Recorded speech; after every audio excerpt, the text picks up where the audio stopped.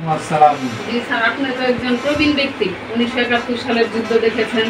এখন বর্তমানে যে পরিস্থিতিতে আমরা কিছু সমন্বয়কদের সহযোগিতায় বর্তমানে দেশ স্বাধীন হইল আবার নতুন করে, তো এই সম্পর্কে আপনার মতামত কি? এখন আমাদের জনগণ কি করা উচিত?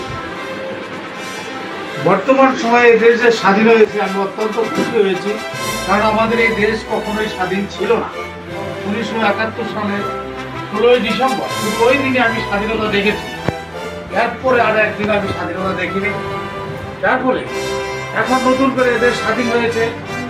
এই স্বাধীনতাকে অক্ষুণ্ণ রাখতে গেলে, টিকিয়ে রাখতে গেলে আমাদের সবচেয়ে করণীয় হলো নতুন যে সরকার গঠন হয়েছে সে সরকারের কর্মকাণ্ডকে সঠিকভাবে দেখা এবং নিরীক্ষণ করা, তারা কোনো ভুল ভ্রান্তি করে কিনা তাদেরকে সংশোধন করে দেওয়া এবং এদেশের মানুষকে প্রত্যেককে সততা এবং নিষ্ঠার সহিত কাজে মনোযোগ দেওয়া।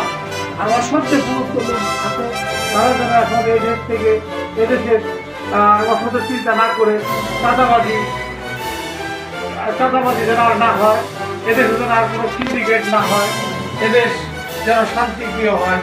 এবং আমাদের এই সরকারের কাজগুলোকে আমরা দেখব এবং সুষ্ঠুভাবে তাদের সমালোচনা করব, গঠনমূলক সমালোচনা করব, যেন তারা যদি কোনো ভুল করে থাকে সেই ভুলগুলোকে আমরা সংশোধন করে দিব এবং তাদেরকে আমরা আস্তে আস্তে এগিয়ে নিয়ে যাব, যেন তারা একটি সমৃদ্ধশালী সুস্থ এবং সুন্দর আমাদের এই বাংলাদেশকে সোনার বাংলা হিসেবে উপহার দেয়।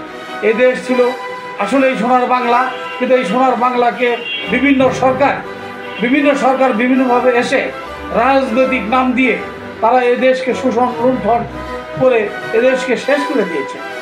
আমি আমার এই বয়স থেকে আমি দেখেছি, কারণ আমার বয়স এখন 66 বছর বয়স।